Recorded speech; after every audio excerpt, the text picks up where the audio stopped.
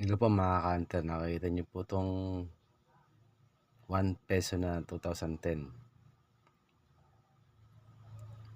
Ito po pala ay may pinakamataas na value sa ngayon sa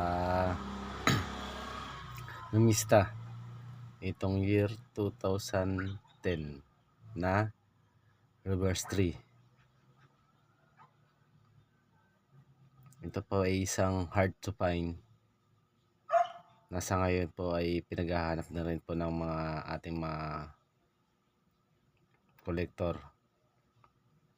2010 na reverse 3. Ngayon po, magkano po ba ang kanyang presyo sa ating numista? Ang extra pay niya po ay 400 pesos. Ganun po kalaki ang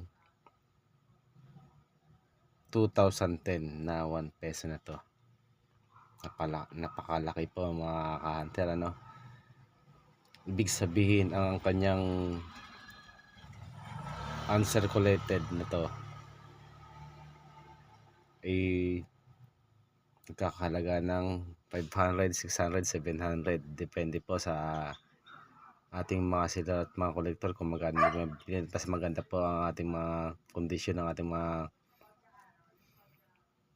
binibentang mga coins. Basta tugma po sa ating mga binibenta. 2010 na 1 peso.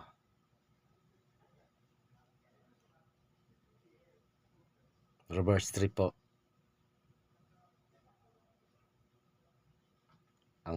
Ang binabayaran po natin dito ay reverse 3.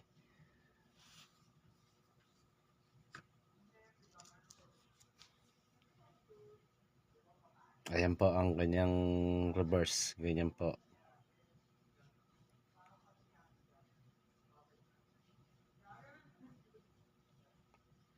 Ganyan po ang reverse 3 ang kanyang likod. Yan. Bold letter. Malalaki po yung mga cadwheel niya. Cadwheel dito yung mga ngipin niya po. Yan naman malalaki po. Ayan po ang reverse 3. Tandaan mga ka-hunter, ha. Yan, nakikita niyo po mga ka-hunter. Ayan po ang reverse 3. Malalaki po ang ngipin ng mga cadwheel. Tsaka naka-bold letter po siya. Parang naka-impose po. Tandaan mga ka-hunter. Ayan po ay 2010 na 1 peso ay binabayaran po ng malaki. Sa ngayon, ang extra pay niya po ay 400 na. Paano na lang po pag uncirculated mga ka-hunter? Siyempre, siguro napakalaki na. Maabot na ng 600 to 700 po mga ka-hunter.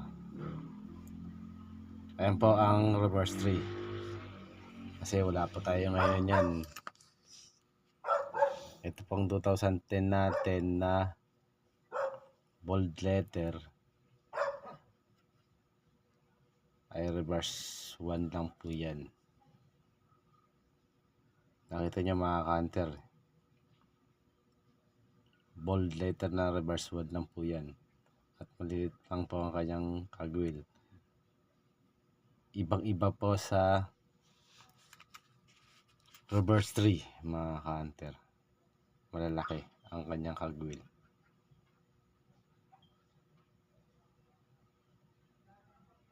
Ayan mga ka-hunter. Nakita nyo po ang kanyang kagwil ay malalaki ang ngipin. Ito po.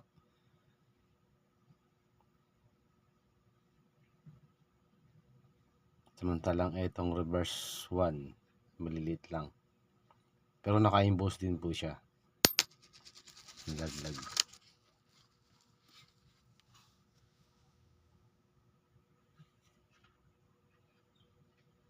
Ayan mga ka-hunter. Maliliit lang po ang kanyang cogwheel. Pero emboss din po siya. Tsaka yung 1993 nakikita niyo po. At yung 9 niya. Ayan po. Ayan. Diyan nyo po makikita. Sa year na yan.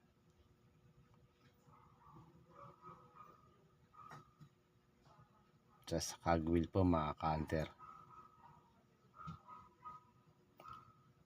Extra fine 400, unseculated 700.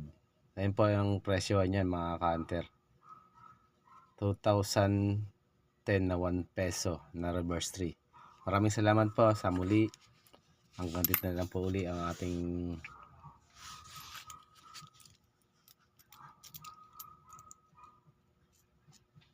video. Maraming salamat po uli. God bless po.